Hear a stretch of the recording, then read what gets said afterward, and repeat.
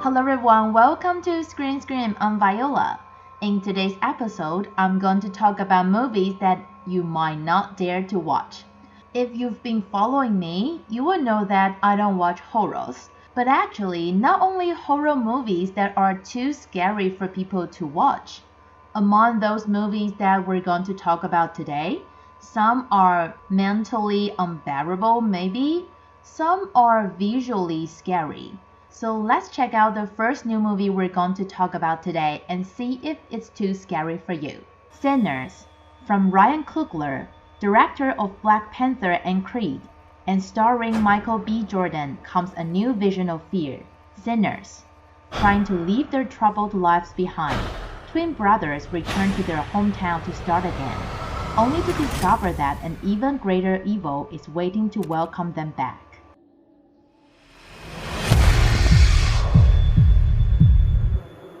I've been all over this world. The first new movie we're going to talk about today is a Hollywood movie, Sinners.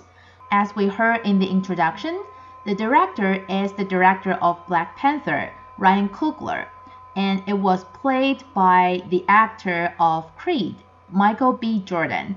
Actually, he played two roles in this movie.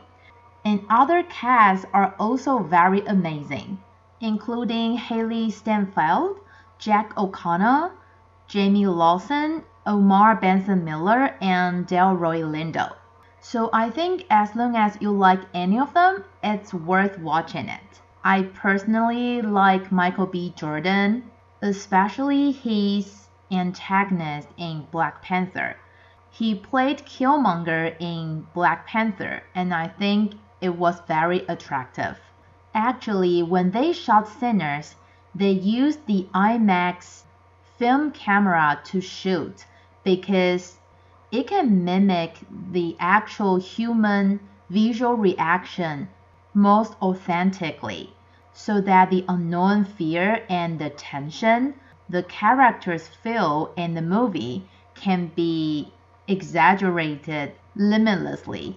The thing is, I don't really know what kind of fear they're going to bring us in Sinners. But actually, there aren't only scary scenes. There are action scenes, there are gunfights. And these action scenes with gunfights are also very shocking. Michael B. Jordan himself plays two characters in Sinners. They are twins with totally different characteristics. In order to present the differences between these two characters in the same shot, he not only pays attention to their styles and accents, he even tailor-made their detailed physical movements. Also, there are a lot of different kinds of styles to attract the audience, such as fashionable suits. There is also tank top that's really rough. You'll be able to see Michael B. Jordan's chest with male hormone. Well, I'm saying this, but I'm not that kind of audience that's looking forward to male body, okay? It's just that this is what the publisher wrote to attract its audience. So if you like Michael B. Jordan, I highly recommend you to watch Sinners. I really don't know what the fear is in Sinners, so if you're brave enough, you can find out yourself. Now let's move on to the second new movie we're going to talk about today, which is an European movie. The Girl with the Needle. In Copenhagen, young pregnant Caroline takes on a position as a wet nurse for an older woman named Dagmar to help support herself. Dagmar operates a clandestine adoption agency under the guise of a candy shop, assisting disadvantaged mothers place their unwanted newborns in foster homes. Caroline grows close to Dagmar, but she is soon faced with the nightmarish reality she unwittingly entered. The second new movie we're going to talk about today is a Denmark movie, and it represented Denmark to be nominated as the Best International Feature Film at the 2025 Oscar Awards and Golden Globe Awards. The introduction told us that the story's in Copenhagen, but what it didn't tell us is that the background of the story happens in 1919, which is right after World War I. So every country is busy with reconstruction after the war. And there's this little baby who was born in this factory in a small town. This should be something worth celebrating, but his lonely and pitiful cry actually predicts his own miserable life. We also heard from the introduction that Dagmar runs a candy shop, but it's actually a disguise for an adoption agency. So when these kids are sent into this beautiful sweet candy shop, they're like being pushed into the deep hell because Dagmar will stand on the other side of the room wearing an angel-like weird smile, waiting for the next child. This is based on the true story in Denmark. It's actually a serial killer case. I'm not sure if it's Dagmar herself, but it's very harrowing. So some people may not dare to watch it. Although the movie represented Denmark, the director is actually Swedish.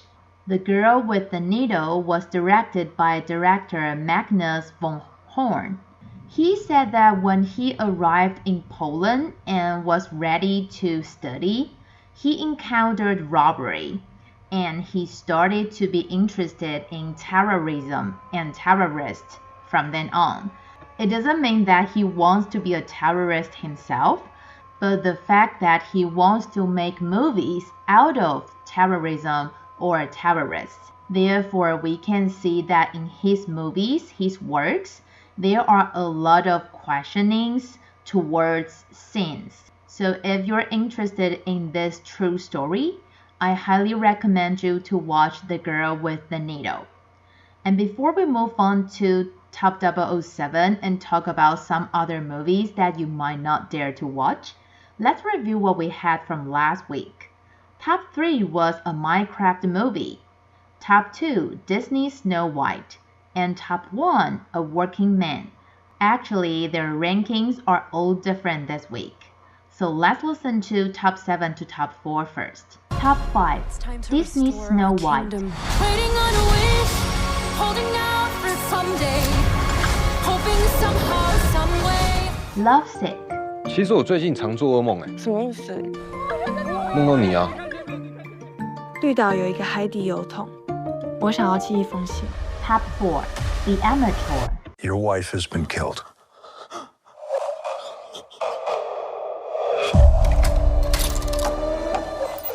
There are only 3 movies from top 7 to top 4 this week, so we can see that top 3 must be a little bit crowded.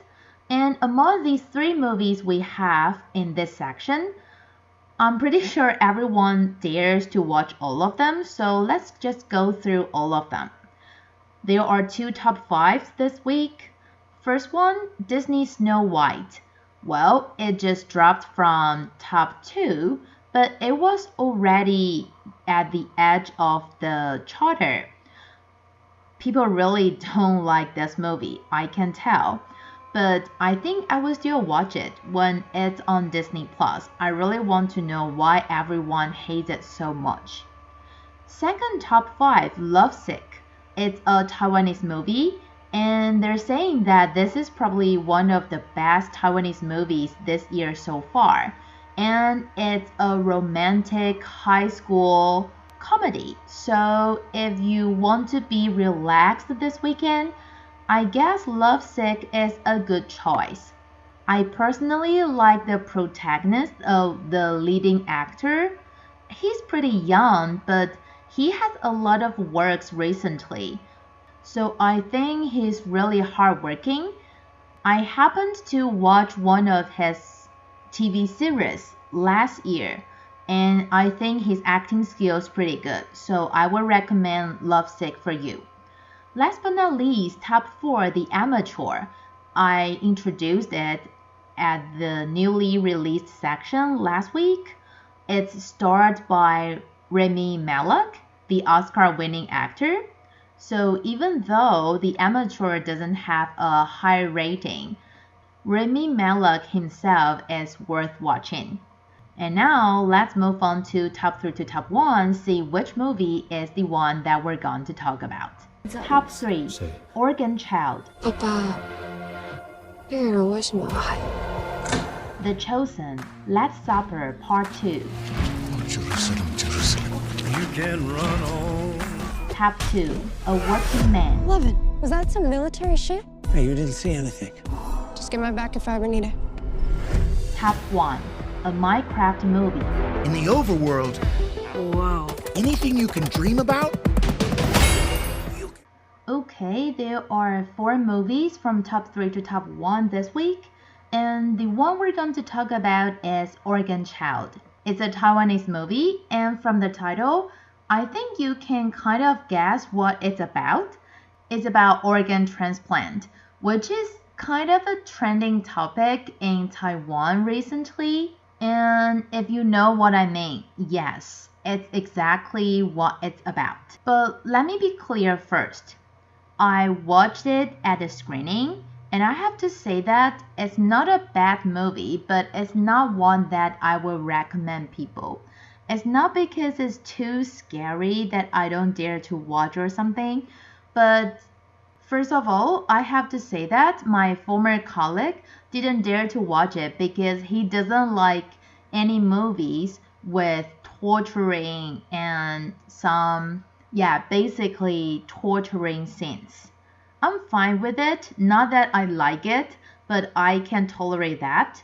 But what I felt after watching it was that I think they're trying to use the torturing scenes as a propaganda to attract audience who likes to watch such scenes. But actually, if you're among those audience, I can tell you, everything's in the trailer. Because the movies are not about torturing. They want to talk about organ transplant. That's the point. And another thing is that in the first part of the movie, it focuses on torturing a lot. But in the later part, they try to be very warm, try to be touching even. But the thing is, I didn't cry. I mean, I'm easily moved, but I didn't cry at all. So I don't think it was successful in that case. But it takes about 10 years for the crew to finish this film. So I think it's still worth a complimenting. And also, I think the cinematography and the design, everything were great. I wouldn't say the problem is the script. But still, there are some plots that would make me laugh when it's not meant to laugh, if you know what I mean. But anyway, if you're looking for something thrilling this weekend, I would still say Organ Child is a good choice. And there are a lot of twists in the plot that makes it very exciting. It's just that, you will feel something's missing, but it's not a bad movie at all. It's just not a movie that I would recommend to others. If you dare to watch organ transplant related and torturing scenes, I think Organ Child would be a good choice for you this weekend. This concludes our episode today. Hope you dare to watch these movies that I introduced. And although I'm going on a business trip to Tainan, I hope I can be on time next week. So remember to tune in here at Screen Scream next week. I'm Viola. See you next week.